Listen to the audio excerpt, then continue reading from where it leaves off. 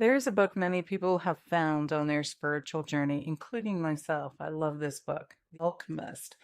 It's about a young man who leaves his home and to follow a dream of finding treasure at the feet of the pyramids. Now, along the way, he meets people who give him signs, omens, and guidance. He faces fear, loss, doubt, and deep uncertainty. But the most powerful thing he discovers is that the treasure he was seeking from outside of himself was actually hidden within him all along. This story is not just fiction, it is a myth. And myths are not just stories, they're maps. They're maps back to ourselves. They show us exile, longing, fear, initiation, and return. And they show us the descent into the unknown and the eventual rise into wisdom. And this is exactly what this inner work often feels like. Now, what is the power of the myths? Myths speak to that part of us that logic cannot reach. They speak to the heart and the soul, the imagination and the hidden layers under their self. And they remind us that transformation is not about changing behavior, it's about remembering who you are beneath the conditioning, the wounds, and the noise. Because the self is not only the personality you present to the world, the self is also your inner world, your emotional body, your heart, your intuition, your higher wisdom, and the part that you have always known that will bring you home. And this is why spirituality matters so deeply. At its best is not about escaping life. It is about becoming more fully alive in it. And it is the practice of turning inward, listening beneath the surface, and allowing the soul to lead. It teaches us that healing is not just about fixing what is broken, it's about uncovering what has always been whole. Now, in my work, I've seen patterns repeated over thousands of conversations, over more than 25 years as a formal psychotherapist, in the corporate world as a manager, and as a life and management coach, rooted in human development and human dynamics. I've always been intuitive and empathic. I feel things deeply. And over the years, I've also become a channel connecting people to their higher self and their deeper wisdom. Through all of that, I've come to see that there are four quiet wounds that shape so much of how we live. I don't belong. I'm not enough. I'm not worthy. And I'm not lovable. Now, these beliefs don't just live in your mind, they shape your relationships, your confidence, your success, and how safe you feel being fully seen. And until you see them, they run everything. They start living from survival instead of truth.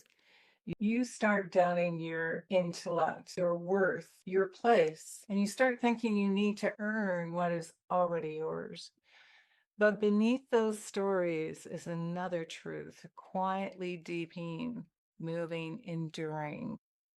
A truth the soul has never forgotten. You are not here to become worthy. You are here to remember your worth. You're not here to earn belonging. You are here to return to it. And you are not here to perform your way into love.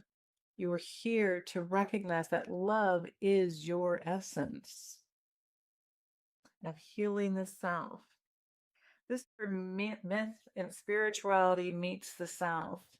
They invite us into a deeper relationship within our own becoming. My method I created, the Love Intelligence Method, is a guide for women through the journey of self-discovery, healing, and awakening. We work with belief systems, the stories that keep you small, emotional distress, the weight you've been carrying. Clarity, the ability to see yourself and your path with truth and compassion. Somatic connection, bringing the body into emotional clearing.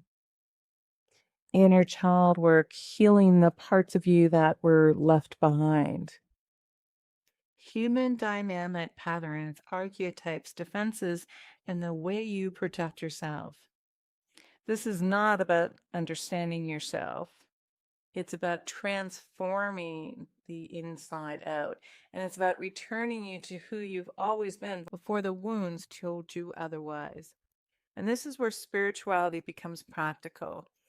It becomes a way of life, not just something you believe. In my work, I often think about healing as a homecoming, not a dramatic reinvention, not forcing yourself into some polished version of spiritual perfection, but a return back to the heart, back to the soul, and back to the parts of you that have been waiting to be seen, heard, and loved. This is where higher self work becomes so meaningful. Your higher self is not separate from you. It is the wisest, clearest, most loving part of you, the part that sees beyond fear. And when you learn to listen to that voice, you begin to make decisions from alignment instead of survival. And that changes everything.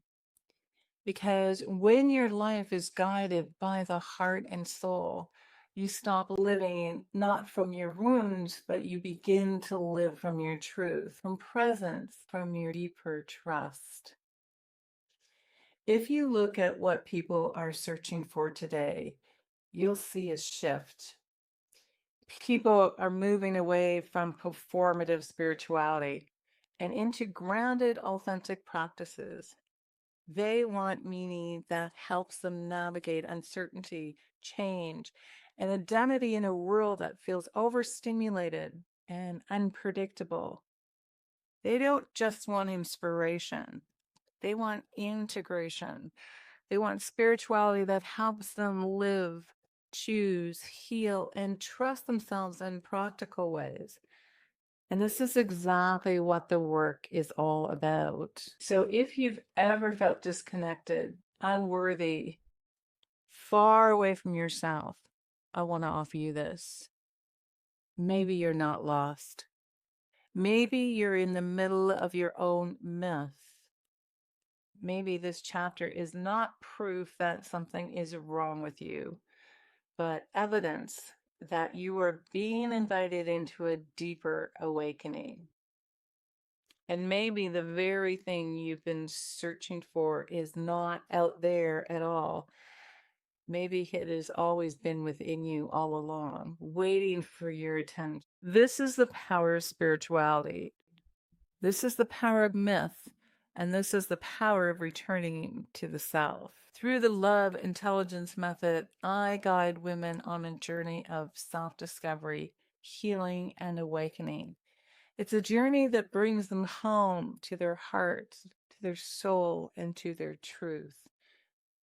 If this message hits home with you, please subscribe so we can continue this conversation together. And in the comments, please share what spoke to you most. I'd love to hear your reflections and create a soulful connection here with you. This is a space for honest reflection, for meaningful connection, and for coming back to each other in a way that feels real and loving. Because love is your way back to self. And remember, love is your magic.